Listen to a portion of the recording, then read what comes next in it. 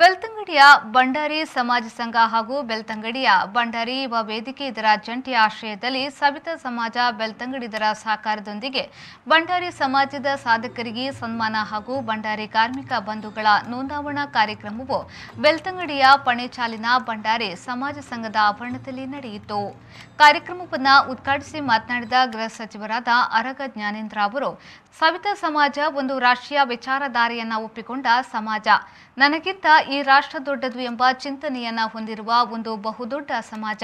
ನಮಗೆ ಬಡತನ ಇರಬಹುದು, ಆದರೆ ಚಿಂತನೆಗೆ, ನಮ್ಮ ಯೋಜನೆಗೆ ಬಡತನ ಇಲ್ಲ ಅನ್ನುವ ಸಮಾಜ. ಅಲ್ಲದೆ ಸವಿತಾ ಸಮಾಜದ ವೃತ್ತಿಯನ್ನ ಯಾರು ಮಾಡುತ್ತಾರೋ ಅವರು ಅಧ್ಯಯನ ಮಾಡುವುದು ಅಗತ್ಯ ಎಂದು ಹೇಳಿದರು. ಸವಿತಾ ಸಮಾಜದ ಅವಿನಾಭಾವವಾಗಿರ್ತಕ್ಕಂಥ ಸಂಬಂಧ. ನನಗೆ ನನ್ನ ಡ್ರೈವರ್ ಒಂದು 8 ಗಂಟೆ ಬಿಟ್ಟರೆ ಮತ್ತೆ ಉಳಿದಂತೆ ದಿನದ ಅಷ್ಟು ಸಮಯನೂ ನಾನು ಅವನ ಪಕ್ಕದಲ್ಲಿ ಕೂರುವಂಥ ಒಬ್ಬ ಡ್ರೈವರು ಆನಂದ್ ಭಂಡಾರಿ ನನ್ನ ಕಾರಿಗೆ. ನನ್ನ ಮನೆ ಎದುರುಗಡೆ ನಮ್ಮ ನಾರಾಯಣ್ ಭಂಡಾರಿ ಅಂತೇಳಿ ಹೇಳಿದ್ರು, ಈಗ ಅವ್ರ ಮಗ ಇದ್ದಾನೆ, ನನ್ನ ಗಿರೀಶ್ ಇದ್ದಾರೆ. ಯಾಕೆ ಹೇಳ್ತಾ ಇದ್ದೀನಿ ಅಂದರೆ, ಈ ಸಮಾಜ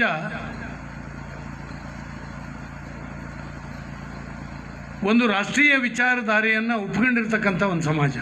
ಪೂಂಜಾ ಅವರು ಹೇಳಿದ್ರು, ಹೆಚ್ಚು ಕಮ್ಮಿ 100% ಎಲ್ಲ ಜನರು ನಮ್ಮ ಜೊತೆಗಿದ್ದಾರೆ, BJP ಜೊತೆಗಿದ್ದಾರೆ.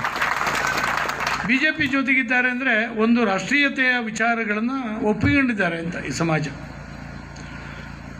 ನನಗಿಂತ ಈ ರಾಷ್ಟ್ರ ದೊಡ್ಡದು, ಈ ರಾಷ್ಟ್ರವನ್ನು ಚೆನ್ನಾಗಿ ಕಟ್ಟೋದ್ರಲ್ಲಿ ನಾನು ಕೂಡ ಯೋಗದಾನವನ್ನು ಜೋಡಿಸಬೇಕು ಅನ್ನುವಂಥ ಚಿಂತನೆಯನ್ನು ಹೊಂದಿರತಕ್ಕಂಥ ಒಂದು ಬಹು ಎತ್ತರದ ಚಿಂತನಾ ಶಕ್ತಿ ಇರತಕ್ಕಂಥ ಒಂದು ಸಮಾಜ.